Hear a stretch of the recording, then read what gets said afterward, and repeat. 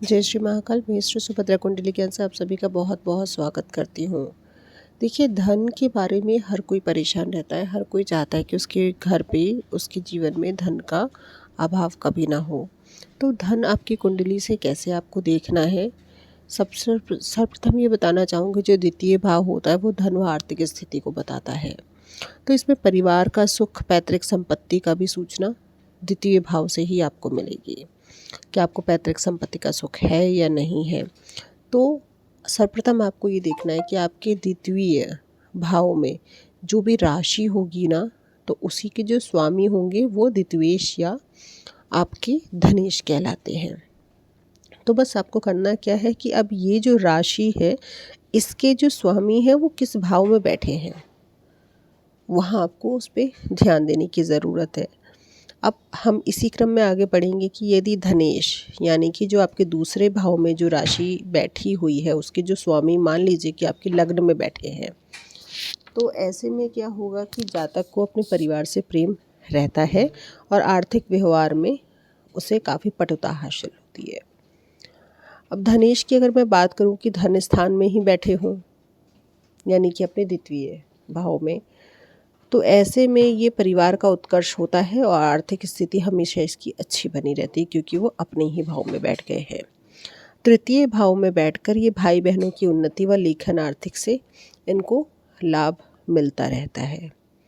चतुर्थ भाव में बैठने से माता पिता के सतत सहयोग व लाभ मिलता है और जीवन चैन से बीतता है, क्योंकि ये आपके घर का भाव है, सुख का भाव है। तो यहाँ पर धन यदि आपके बैठे हुए धनेश, तो आपको आपके जीवन में सुख संबंधित चीज़ें आपको आसानी से मिल जाएंगी। पंचम भाव विद्या का है, तो आपको इसमें कला से धनार्जन होगा। संतान के लिए सतत खर्च करना पड़ सकता है। ये मतलब कि आपकी संतान का भाव भी है पंचम, तो आपको आपके धन का जो खर्च भी है वो संतान के ऊपर होगा। और यहाँ पर आपको आपके जीवन में आपकी पढ़ाई से, इन्हीं सब चीज़, आपकी जो शिक्षा आपने ग्रहण की उससे आप धन अर्जन करेंगे। षष्ठम में यदि होगा तो जो भी कमाया गया धन है वो आपकी बीमारियों के लिए खर्चे में उपयोग होगा। आप जितना भी रोग, ऋण, रिपू का भाव कहलाता है, तो इन सब चीज़ों में ही आपके ये खर्चे के लिए ये भाव तैयार करता है। और ऐसे में जातक देखेंगे कि इससे संबंधित ना किसी पे बहुत ज़्यादा भरोसा करके ये विश्वास भी खोता है, इसे धोखा मिलता है यदि धनेश षष्टम में बैठे हैं। सप्तम में यदि धनेश बैठ गए हैं तो ये विवाह का, साझेदारी का घर होता है।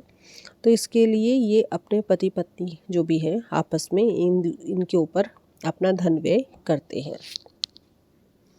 अष्टम है आपके लिए काफ़ी गहरा भाव कहलाता है अष्टम भाव, और धनेश यदि अष्टम में बैठ गए हैं तो आप देखेंगे ज़्यादातर लोग गलत तरीके से पैसा कमाने की प्रवृत्ति इंसान में उत्पन्न होती है, और ऐसे में जातक के ऊपर आरोप प्रत्यारोप भी लगते हैं।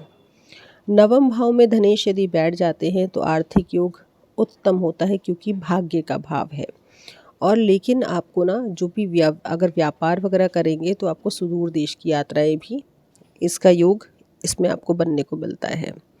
दशम भाव आपका कर्म का भाव होता है, तो आपके नौकरी से आपको धन अर्जन करेंगे, आपको पैतृक संपत्ति का भी भरपूर लाभ मिलता है। 11वां भाव आपका आय का भाव है। यदि धनेश यहाँ बैठ गए हैं तो ऐसे में मित्र संबंधित सतत सहयोग आपको मिलेगा, यानी कि आपके दोस्त, आपके जो बड़े भाई बहन हैं उनसे आपको सहयोग की प्राप्ति धन संबंधित हो सकती है। 12वां भाव व्यय का होता है। फिर से यदि अगर धनेश बैठ गए हैं तो आपको व्यय, यानी कि कोर्ट कचहरी, बीमारी, दान, इन सब चीज़ों में आप अपना धन खर्च करेंगे। ये थी साधारण शब्दों में जानकारी। आशा करती हूँ कि आपको समझ में आई होगी। जय श्री महाकाल।